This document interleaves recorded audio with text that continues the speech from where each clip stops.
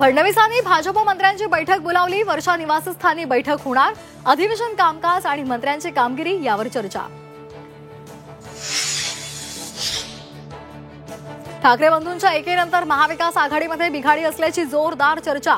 मुंबई मनपासाठी काँग्रेसचं एकला चलोरीची भूमिका। काँग्रेसच्या आज होणाऱ्या बैठकीत निर्णय होण्याची चिन्ह।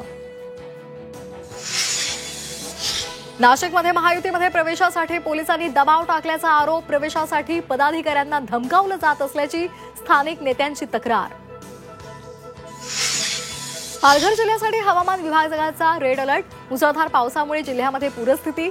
पालघरमधील सर्व शाळांना सुट्टी जाहीर। अस्वच्छ स्वयंपाकगृहामध्ये तयार होतात खाद्यपदार्थ।